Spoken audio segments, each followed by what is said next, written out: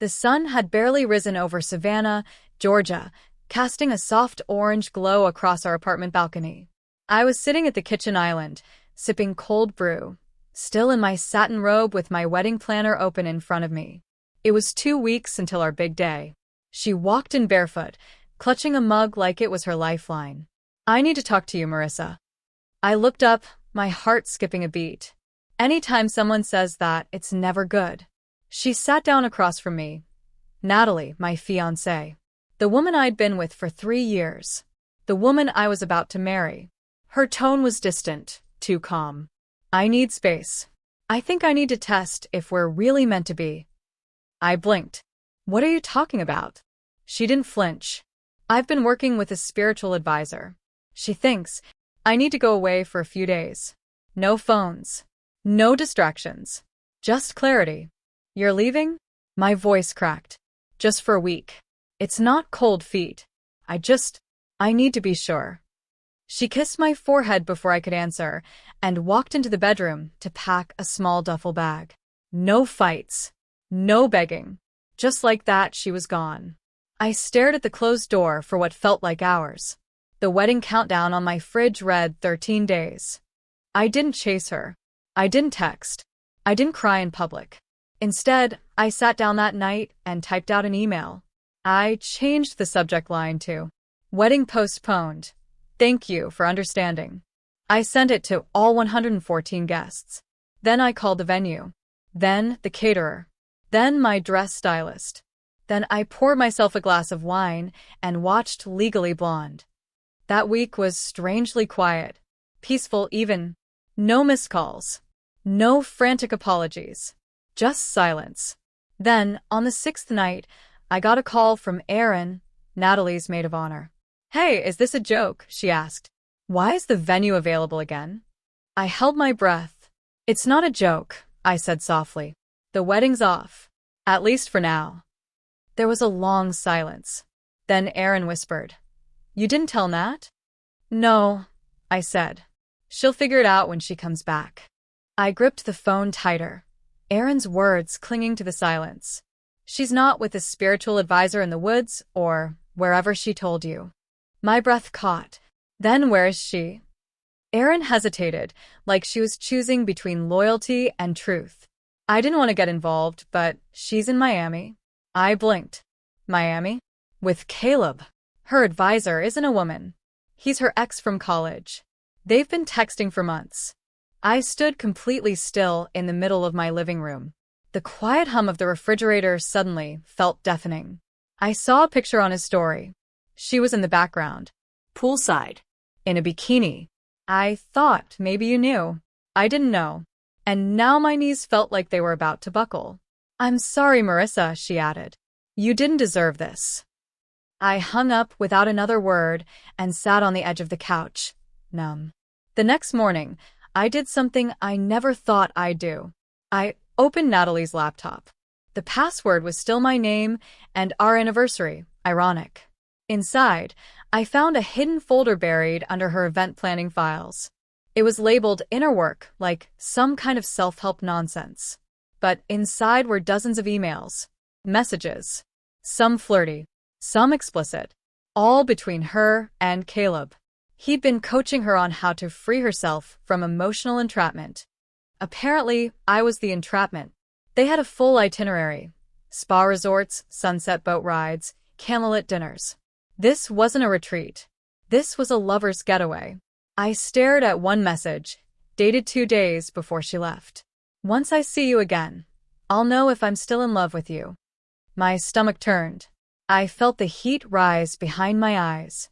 But instead of screaming, instead of spiraling, I opened a new tab.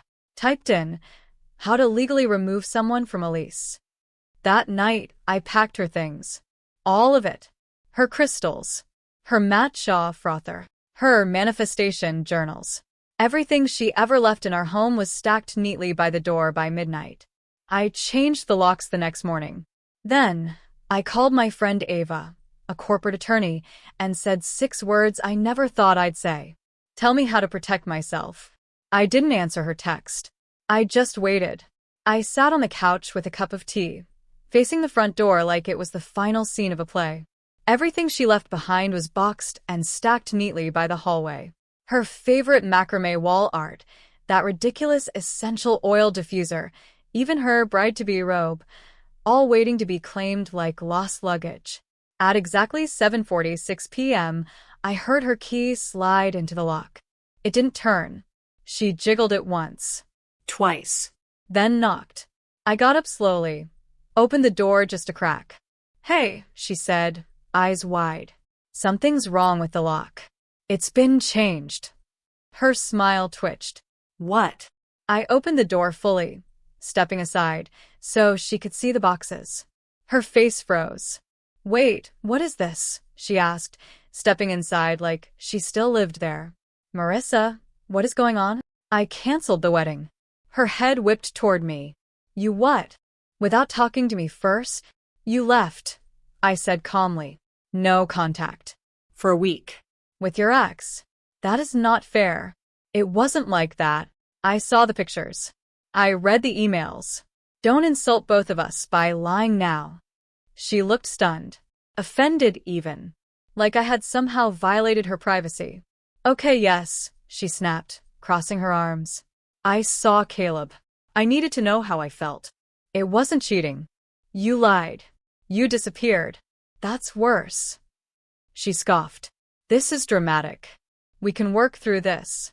It's not like I slept with." "I don't care," I interrupted. "I'm not your backup plan."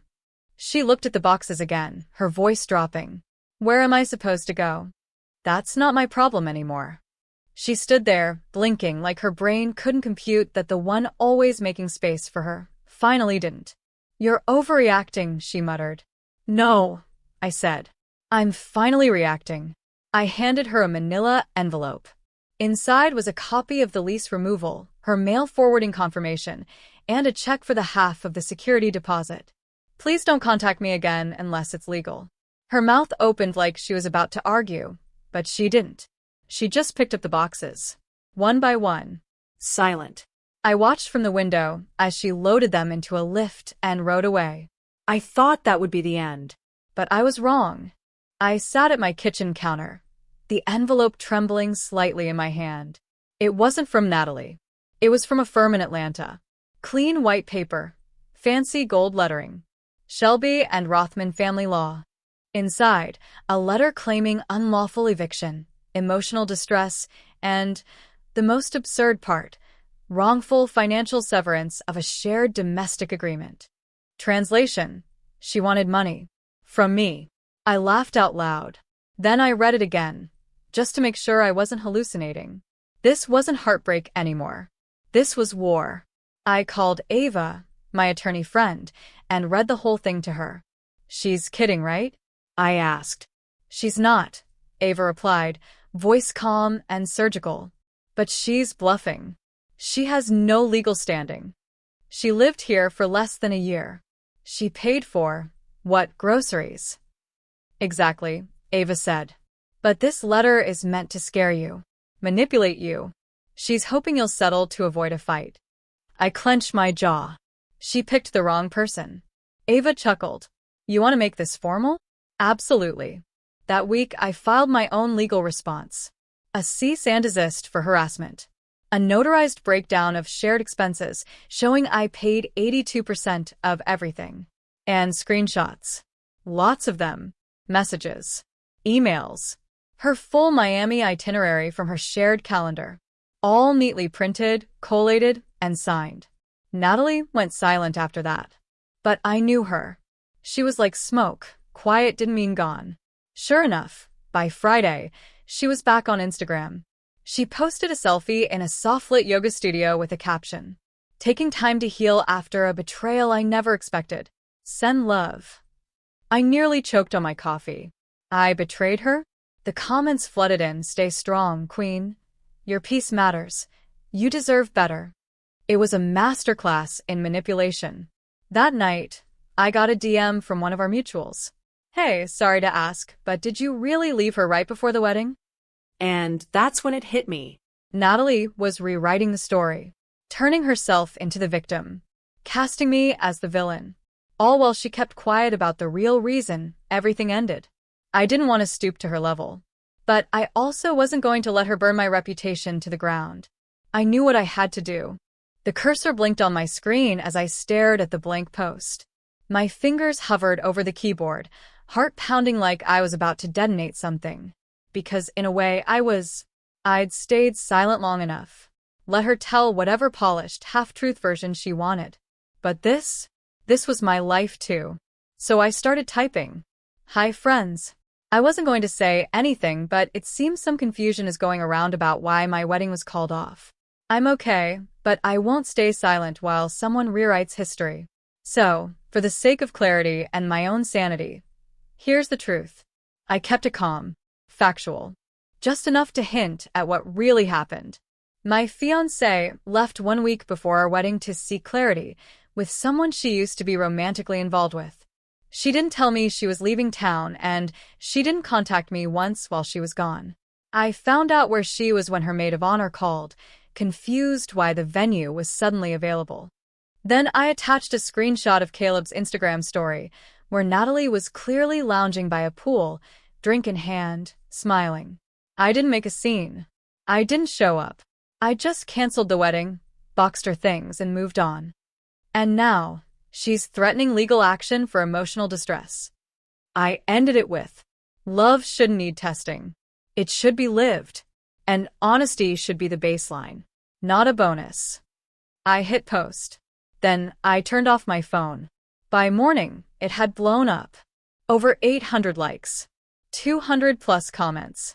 People I hadn't spoken to in years were messaging me, sending voice notes, even tagging Natalie in their responses. You deserved better. This is why silence is dangerous. Her IG post makes so much more sense now. And my favorite, funny how people play victim when they lose control. Then, Natalie finally responded. She didn't say my name. She didn't refute anything directly.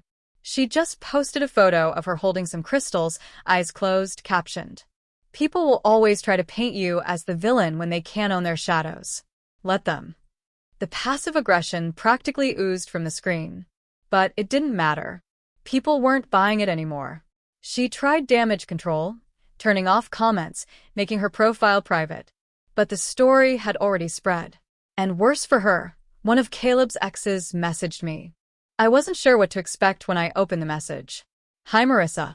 My name's Jada. I saw your post, and I just want you to know you're not crazy.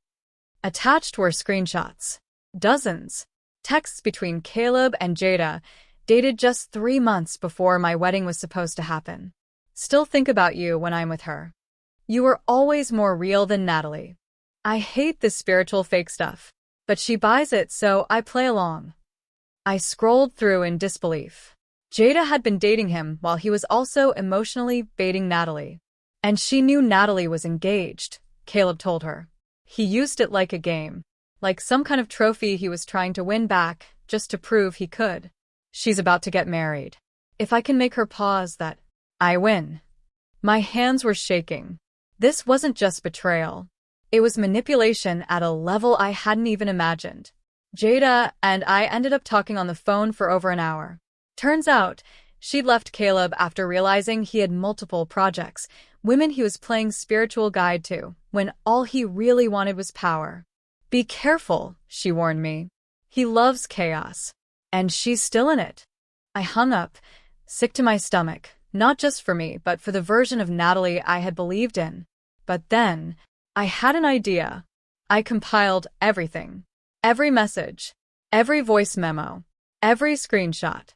Then I drafted a formal letter to Natalie's lawyer, respectfully declining their ridiculous claims, citing false accusations, and providing documented evidence of deceit on her part.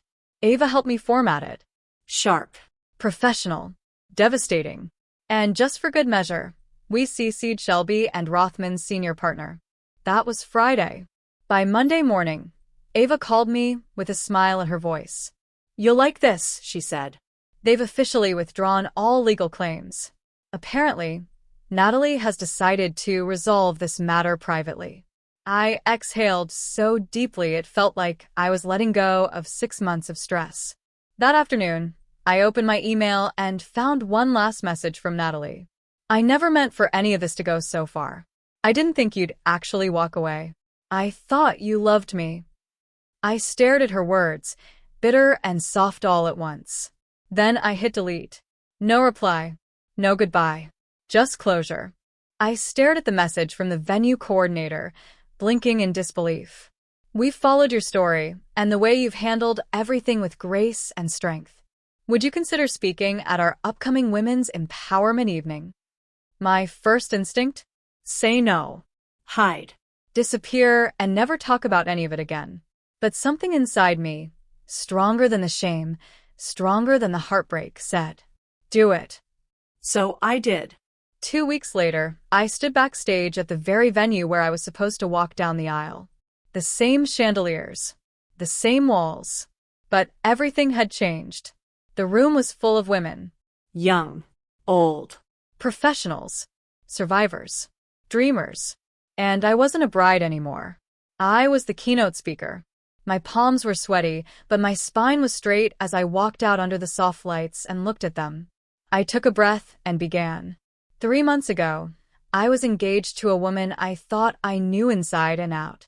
2 weeks before our wedding, she told me she needed space. So I gave it to her.